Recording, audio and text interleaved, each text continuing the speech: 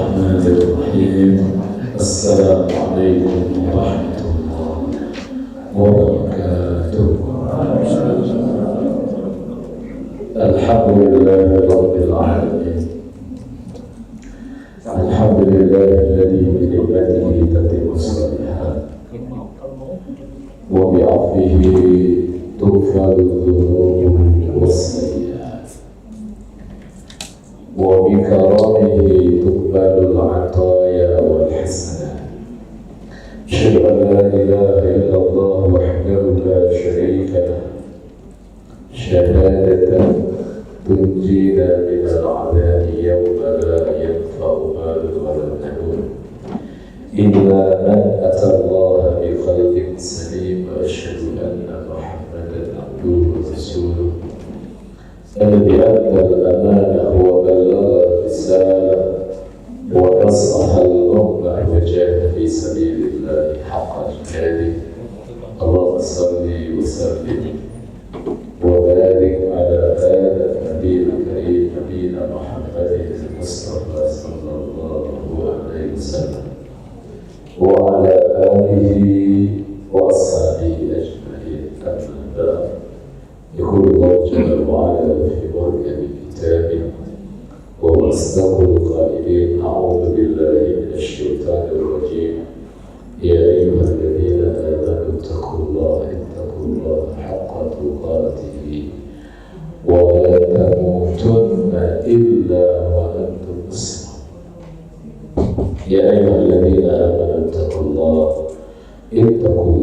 وقولوا قولا سديدا يصلح لكم أعمالكم ويغفر لكم ذنوبكم ومن يطع الله ورسوله فقد فاز فوزا عظيما.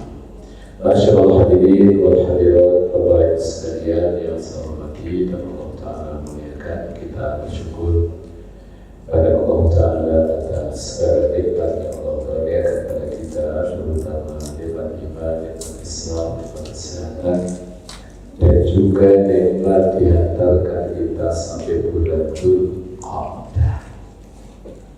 Dzulqa'dah itu Bapak sekalian, dia pertama adalah Al-Ashhurul Hurum, bulan-bulan yang dimuliakan oleh Allah. Karena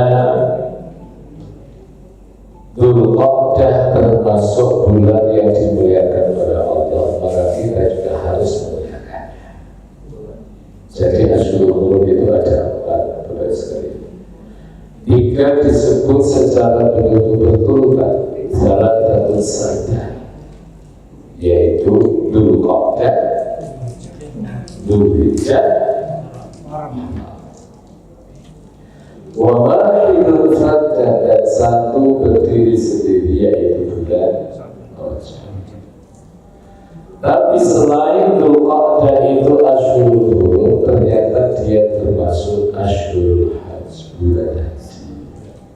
Al-Hajju Ashhurul Ma'lum. Haji itu pada bulan-bulan yang ditentukan.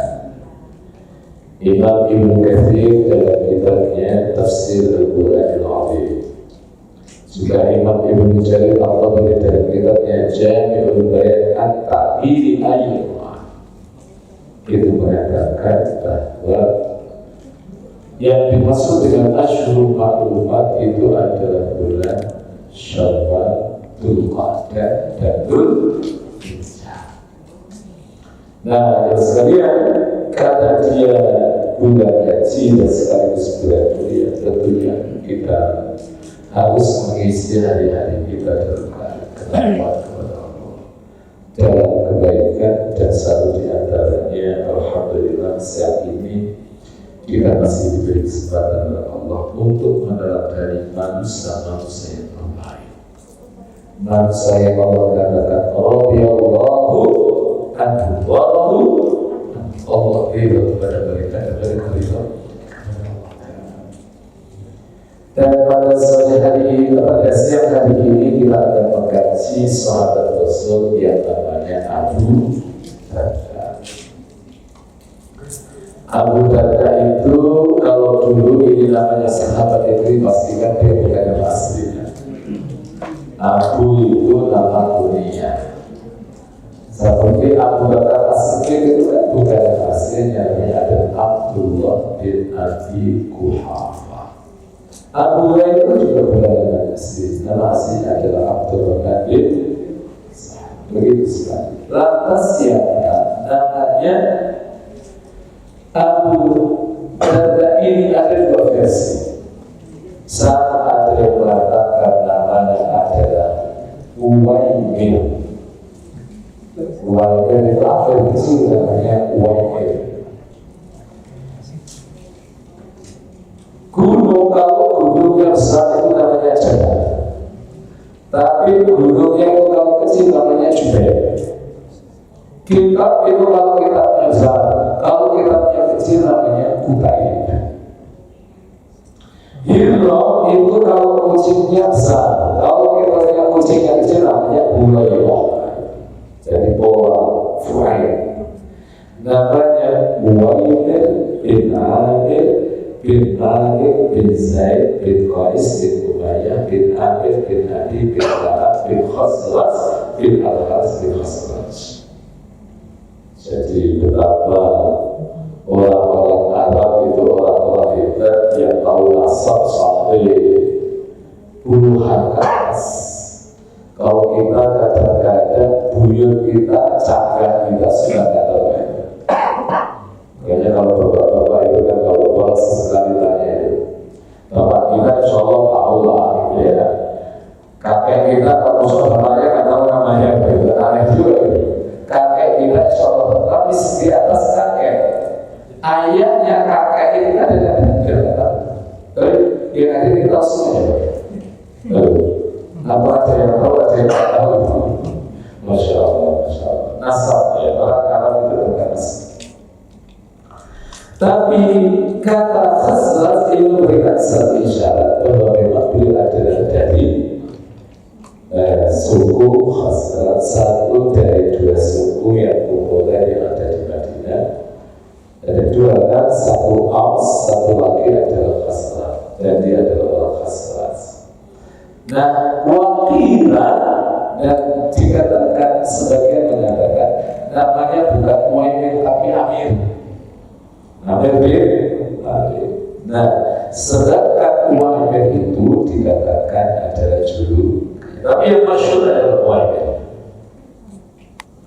Ibunya namanya Mahabdah binti Waqil bin Amir bin Inabah. Beliau termasuk sahabat yang akhir masuk Islam, dan ini menjadi satu ibrah pelajaran yang sangat luar biasa. Jangan pernah kita meremehkan saudara-saudara kita yang bisa jadi Allah berikan semangat masuk Islam, semangat hasil belakangan. Kita yang senior itu nggak boleh meremehkan, yang baru-baru gabung nggak boleh.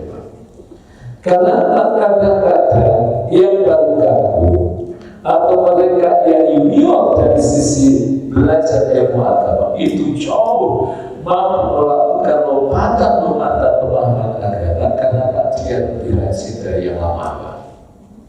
Oke atau tidak? Oke Pak.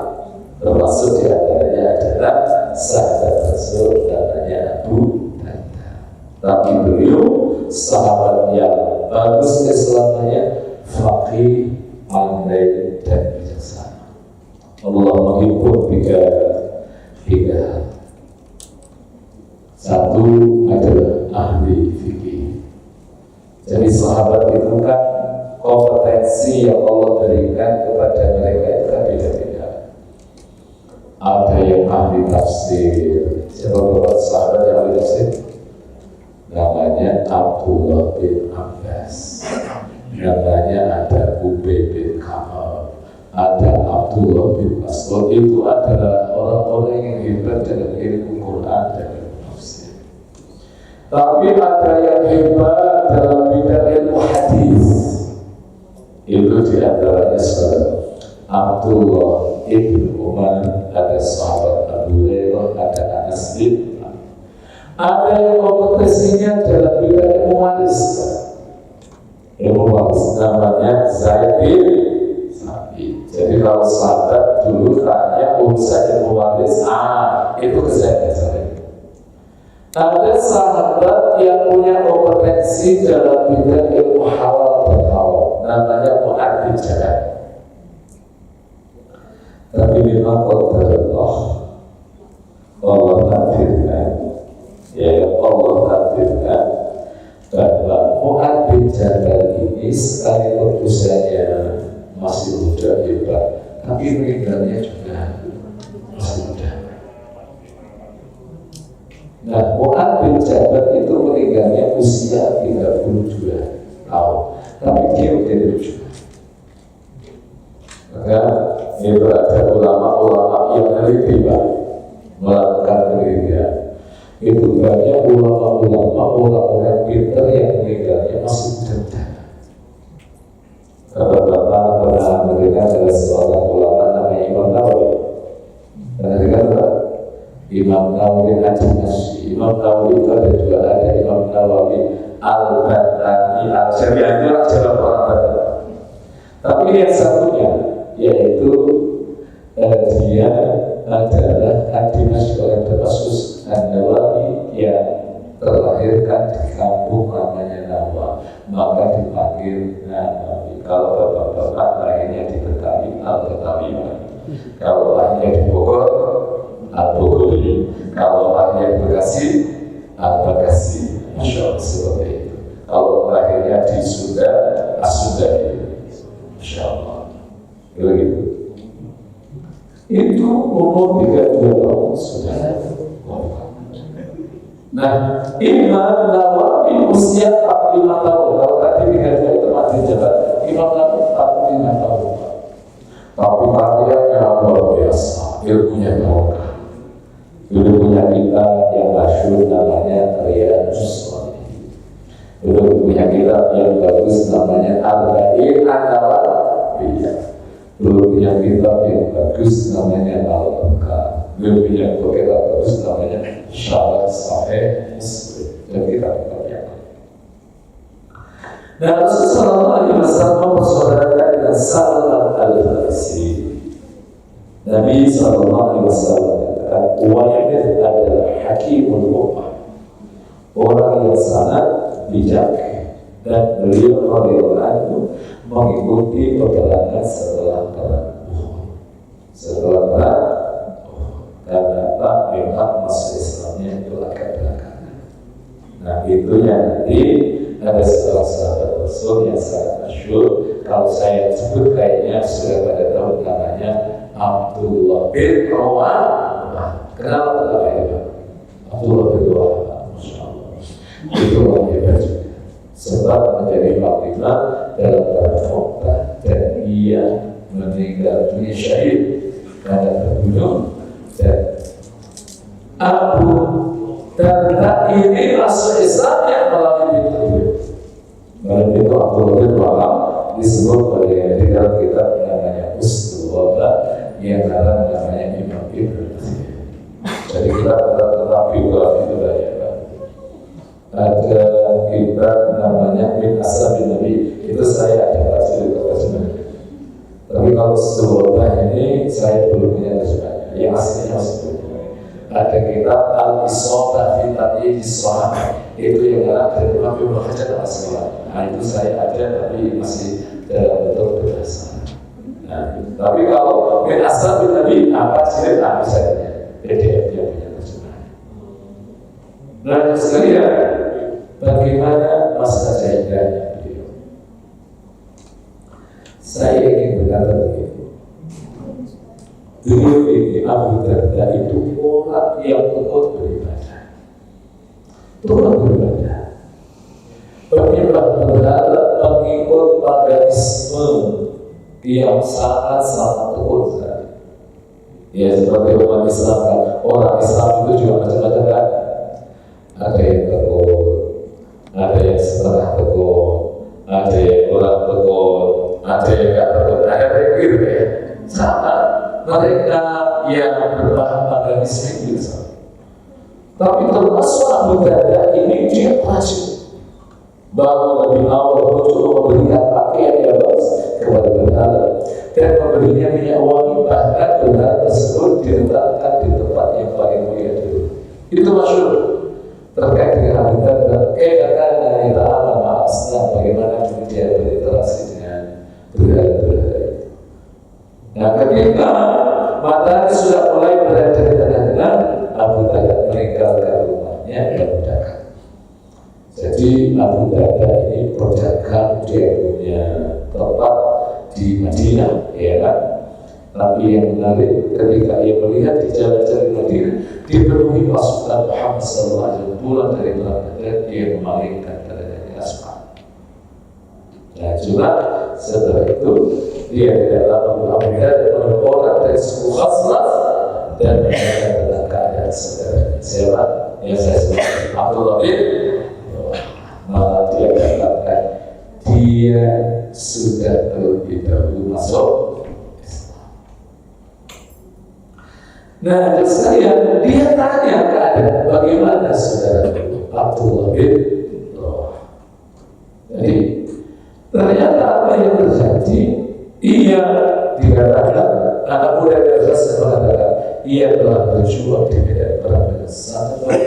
Dia pulang dengan selamat dan berharap rasa apa yang terjadi.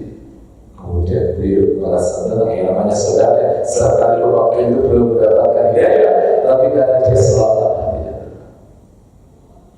Iya, ada yang memang seperti itu kondisinya. Gitu. Nah, kemudian dia menanyakan kepada Abdullah karena pada saja keduanya terjadi perselingkuhan. Maka Islam berkata Allah berkata semuanya berhidayah tersebut juga sedangkan Abu Darda masih belum mau. Nah, sekarang kita sekalian, bagaimana keislaman beliau? Jadi orang masuk Islam itu kan macam-macam sekali. Nah, Abu Darda ini masuk Islam karena melalui pintu dialog. Sebenarnya pintu dialog itu ada yang menjadi pintu orang dapat hidayah dari Allah, tapi ada juga yang tidak dapat hidayah dari Allah. Misalnya, kalau Bapak Ibu sekalian lihat terkait dialog yang dilakukan oleh Nabi Ibrahim dengan anaknya. Itu Nabi Ibrahim ketika memberikan nasihat dan kemudian berdialog dengan ayahnya. Pertanyaan saya, itu diterima nasihatnya atau tidak? Oh, malah bapaknya ngancam-ngancam, mau dibunuh. Nah, saya tunjukin ayatnya, mau ketemu ya. Ayat yang ke 41. Nah, coba lihat ya. Allah Ta'ala berfirman, "Wa-qul fil kitabi Ibrahim innahu kana siddiqan." Wakur dan ceritakan dan tuturkan. Fil kitab di dalam Al-Quran Ibrahim, yaitu tentang Nabi Ibrahim. Innahu kana siddiqan nabiyya, sesungguhnya dia itu orang yang jujur dan sekaligus Nabi. Nabi itu wajib jujur. Kalau Nabi nggak jujur masih meninggalkan umat, ya mau jujur aja ditinggalkan umat ya kan? Masya Allah.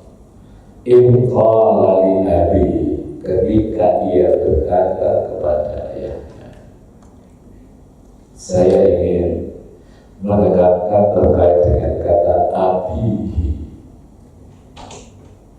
Ada dalam bahasa Arab itu ada kata abu, ada kata walid. Kalau walid itu orang tua biologis. Maka di surat yang ke-46 ayat 15 Allah katakan wa wasainal insana biwalidayhi ihsana, dan kami perintahkan kepada manusia agar mereka berbuat baik kepada kedua orang tuanya. Jadi kalau walid itu adalah orang tua biologis. Tapi kalau itu memiliki dua interpretasi. Satu, ada yang mengatakan orang tua biologis, yang kedua ada yang mengatakan itu adalah bukan orang tua biologis, itu adalah bapaknya. Maka ada hadis Rasulullah SAW yang sahih dari Bukhari Muslim, Rasul mengatakan kullu mauludin yulad ala fitrah fa'abawa. Rasul tidak mengatakan fawalidah. Artinya yang mempengaruhi Islam seseorang itu tidak hanya orang tua biologis, Islam bisa bapaknya, bisa dulunya. Maka di sini ada khilaf apakah yang dimaksud ini dari bapaknya atau jangan-jangan bapaknya, itu ada khilaf. Ya sudah kita serahkan, kita juga kita juga membaca dalam literasi ada dua pendapat. Ya abadi, ya. Bagaimana? Nanti juga dilakukan oleh Abdullah bin Wahab. Abdullah bin Wahab bagaimana ia membawa semua logika ketuhanan. Ini yang persis. Lima ta'budu ma la yasma'u wa la yubsir wa la yughni anka syai'an. Kenapa ayahku kok kamu menyembah satu berhala yang tidak bisa bergerak? Maka riwayat yang maksud nanti kan Nabi Ibrahim sempat membangun dakwah ideologis yang rasional dengan cara apa? Di usia yang masih muda sempat menghancurkan berhala ketika dia tahu. Dan Ibn waktu itu bekerja dan memang yang dicurigai dari Ibrahim langsung ditangkap, ditanya, Ibrahim, apa memang kamu yang menghancurkan berhala ini? Apa jawaban Nabi? Kenapa kamu tidak tanya sama berhala yang paling besar? Ini Tuhan kamu yang paling besar, tapi Tuhan yang paling besar bisa jawab tidak? Jadi la yasma' tidak ada wala yusir wala yughni anka syai'an, tidak bisa memberikan manfaat sedikit pun kepada Anda. Bagaimana Tuhan seperti ini disembah? Nah ini persis nanti ternyata terkait dengan keislaman dan Abu Darda itu, di mana waktu itu karena memang ada persaudaraan pada masa jahiliyah, Abdullah bin Wahab silaturahmi pas ternyata Abu Darda ada. Jadi Abu Darda itu dagang sementara Abdullah datang ke rumahnya. Nah cuma di situ yang ada adalah umum dagang, yang ada di halaman. Maka Abdullah bertanya, aina Abu Darda? Dengan Abu Darda dia mengatakan di tokonya filan jadi. Nah baru setelah itu Abu Darda mendapatkan perbedaan izin dari Abdullah bin Wahab. Aku bolehkah masuk? Ya setelah itu dengan senang hati kata Abu Darda akhirnya masuk. Dan ketika masuk itu ternyata Abu Darda pergi Abdullah bin Wahab ke kamarnya.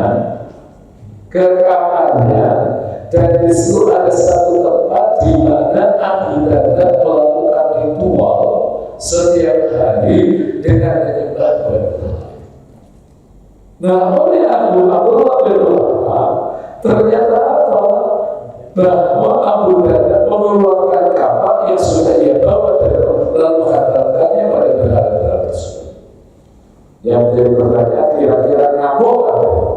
Aduh. Ini Tuhan dihancurkan pakai kapak. Kira-kira kalau bapak yang mengalami ngamuk apa? Ngamuk juga. Nangis itu istrinya. Ketika dia pergi, dia nangis.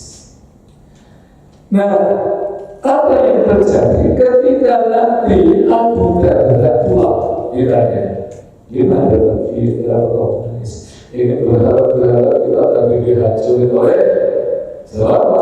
Abdullah bin dicari itu. Bisa.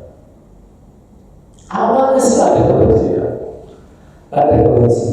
Tapi memang ini takdirnya antara Abu Darda dengan ayahnya Nabi Ibrahim alaihissalam itu beda. Nah ini kalau terkait dengan nasibnya ayahnya, perhatikan baik-baik. Saya bacakan. Ya Nabi Ibrahim, ini qad ja'ani sesungguhnya aku itu telah datang kepadaku ilmu malam yang ilmu itu belum datang, belum sampai pada ayahku. Tetapi ini pakai ini. Tapi kasihan tersabi, aku kutunjukkan kepada pekerjaan yang lurus. Masya Allah, Masya Allah. Lalu yang Habibullah, yang apabila tak putih syaitan, ayat kamu jangan kena syaitan. Inna syaitan kana lirrahmani asyir. Kan sesungguhnya syaitan kepada zat pengasih durhaka. Ya abadi ini akhaf ayat masalah ada bukan rahman fatakuna syaitan wali ayat aku. Kalau nanti engkau terkena azab dari zat yang pengasih dan kau jadikan setan itu sebagai teman. Masya Allah, Masya Allah. Nah tapi bapaknya itu ternyata sikapnya beda dengan Abdul bin Wahab. Bapaknya Ibrahim macam-macam, macam-macam. Ketika dinasihati Ibrahim, Nabi Ibrahim begini, kalau Allah diberikan keadaan ya Ibrahim. Ibrahim, apakah kamu benci terhadap Tuhanku Ibrahim? Ini Pak, ini bentuk terornya Pak. Bapaknya menembak teror. La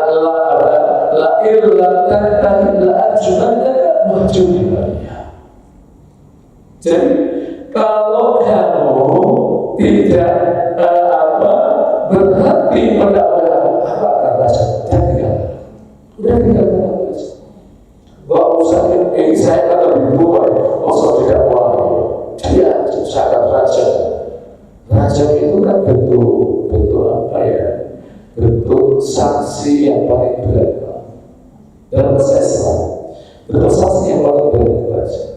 Dalam bahasa itu dalam bahasa Islam hanya dikenakan kepada mereka yang melakukan zina, muhsan atau tidak muhsan, punya suami zina, punya istri zina, itu kenanya hukumannya adalah dalam Islam.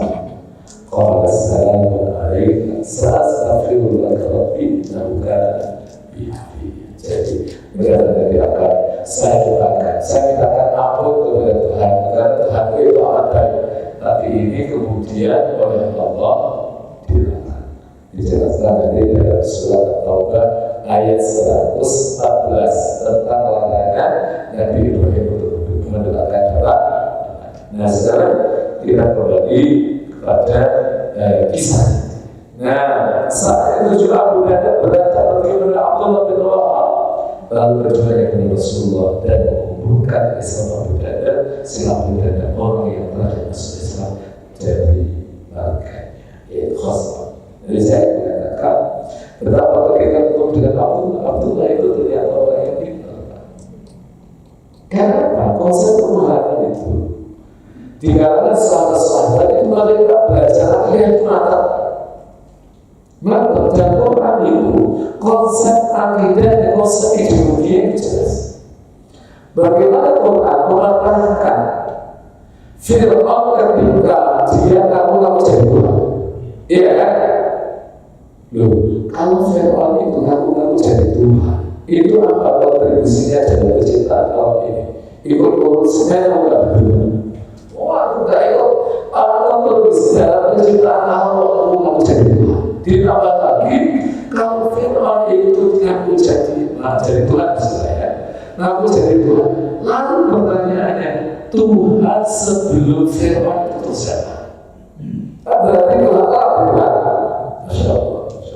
Jadi kalau bapak-bapak, ibu-ibu baca surat Toha, itu ada ayat-ayat yang mengatakan bagaimana kemudian tukang sihir yang dari Musa itu masuk. Kenapa? Prinsipnya dia tidak berdaya menghadapi kuasa Allah SWT. Jadi Nabi Musa itu kan datang dengan beberapa mukjizat. Tongkat bisa berubah jadi ulang sama. Coba kalau kita yang melempar nggak jadi apa, tetap tangan dirobek kayak ini dikebiak keluar jadi putih. Nah itu kan termasuk mukjizat. Masya Allah. Jadi akhirnya mengikrarkan dirinya masuk Islam. Nah setelah bagaimana kehidupan setelah Islam? Ini bukan. Setelah Abu Dhani menerima Islam, ia merasa iman yang meresap dalam hatinya. Abu Dhani sangat menyesal dengan kebaikan yang Jadi sadar orang-orang yang masuk Islam bukan karena faktor duniawi, tapi karena faktor hidayah dan dia memang tulus dari lubangnya itu beda. Kalau masuk Islamnya karena faktor dunia.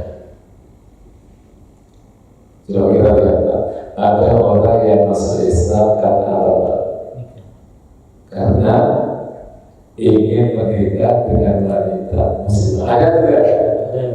Ya itu bagus.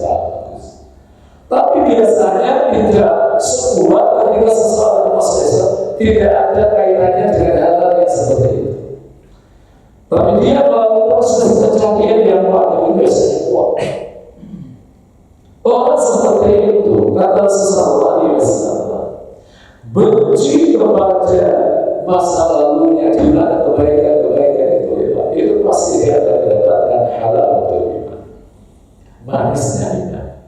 Kata seseorang di Islam mangkul nafihi wajah bihi halal untuk iman. Ada tiga itu majelis maka dia akan mendapatkan apa yang manisnya. Satu, ayatnya Allah Subhanahu wa taala. Tatkala Allah dan Rasulnya itu lebih dia cintai daripada selain Allah Rasul. Ya, ini kalau kan kalau ngaji kan berarti insyaAllah lebih menjadi Allah. Kalau kita pikir yang seperti ini paling enak apa ya? Ya, istirahat, rehat dulu gitu kan. Tapi di sini juga bisa istirahat juga kan, Masya Allah. Tidur juga kalau tidak ada masalah, tidur tidak ada masalah. Jadi, tapi kita lebih memilih di sini.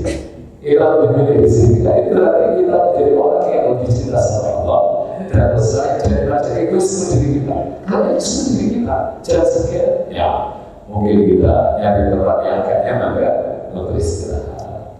Mungkin kita karena istirahat, ketika kita bertemu dengan teman-teman ngobrol, ya, nanti kita pilih. Yang kedua, wa ayyuhibbal mar'a la yuhibbu. Ketika seseorang cinta dan benci pada seseorang hanya karena Allah. Biasanya orang itu kan cinta karena apa? Faktor-faktor yang bersifat duniawi. Ada tetangga kita ini kayaknya berduanya akrab, terus ternyata karena usaha bisnis lah, bukan Islam. Ini Masya Allah akrab, ternyata kerja-kerja kok di sana Masya Allah. Akal banget ternyata sama-sama orang Purworejo. Nah, dari kata telepon jenis Masya Allah. Itu aja. Bukan itu orang itu mendapatkan manisnya iman. Jadi ketika dia mencintai saudaranya karena Allah. Jadi mungkin kalau dia tanya, Ustaz, kalau nyebut Purworejo dalam pertanyaan karena yang banyak Purworejo itu di mana-mana. Orang Purworejo, kalau Purworejo kuningan, ada di mana-mana.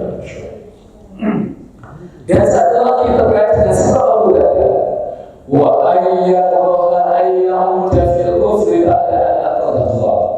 Ketika seseorang benci kepada kekufuran setelah ia diselamatkan oleh Allah dari kekufuran itu, sebagaimana ia benci ketika didapatkan ke dalam neraka Allah. Abu Dan, Masya Allah, beliau besar sekali. Nah, Abu Dan sangat sedih karena dia tertinggal dari kawan-kawannya yang terdahulu. Ia iri karena kawan sudah banyak menghafal kitab Allah, selain lebih banyak daripada dirinya. Itu namanya hasad. Hasad yang boleh, hasad yang boleh karena ini pada tempatnya ia sudah hafal kitab Allah, tapi bukan hasadnya, tapi itu namanya kesergian. Kita itu orang menginginkan kebaikan yang Allah berikan kepada saudaranya, tapi dia tidak menginginkan kebaikan itu hilang dari saudaranya, tapi Allah juga kasih sama kita. Nah, itu namanya kita, itu boleh. Nah, Abu Bakar memberikan untuk mengejar teman-temannya dalam masalah menghambat kita Allah atau dalam beribadah kepada Allah, maka ia memutuskan untuk meninggalkan dunia untuk berkonsentrasi kepada Allah. Tapi ini boleh atau tidak? Tidak boleh juga. Karena kita juga dianjurkan untuk menjaga keseimbangan hidup Wabagi fima ataka Allah cari itu terkait dengan apa yang Allah berikan kepada kalian tentang negeri akhirat. Tapi walaupun sana silat itu, kamu tidak boleh juga melupakan dunia. Jadi orang itu ibadah seperti kasusnya sahabat Utsman bin Affan. Dia pengen gak nikah, alasannya pengen fokus ibadah. Dia apa yang susah? Enggak. Aku itu orang yang lebih baik dari kamu, wahai Utsman. Tapi aku juga sholat malam, tapi juga aku tidur. Cuma bapak-bapak, ibu sekalian jangan bayangkan sholat malamnya Rasul dengan tidur itu kayak yakin apa? Rasul itu antara sholat malamnya dengan tidurnya lamaan sholatnya atau lamaan tidurnya kan? Nah, lamaan sholatnya karena Rasul itu sholat malamnya itu setahun malam. Ya, ya, Zamin Qomilailah ilah Qamilah Bismillah setahunnya. Kalau kurang begitu, tapi Allah ausin atau ditambah, masya Allah. Ya, tapi beda dengan kita. Sholat malam kita berapa misalnya 5 rakaat atau 8 rakaat. Masya Allah, jangan. Termasuk juga kalau bapak-bapak ingin karir yang bagus di kantor. Ini nasihat saya. Kalau ingin karir yang bagus di kantor, istiqomah sholat malam. Nanti Allah itu akan berbeda. Kapan Allah itu akan berbeda dengan Kenapa? Orang yang kasih sholat malam itu kecerdasannya itu meningkat terus. Maka para ulama dulu itu nasihatnya sholat tahajud tuqawi al-bakat, tuqawi al-bakat, kecerdasan dan juga teknik. Makanya orang-orang yang baca sholat malam itu rata-rata tekniknya itu biasa. Makanya anak-anak kita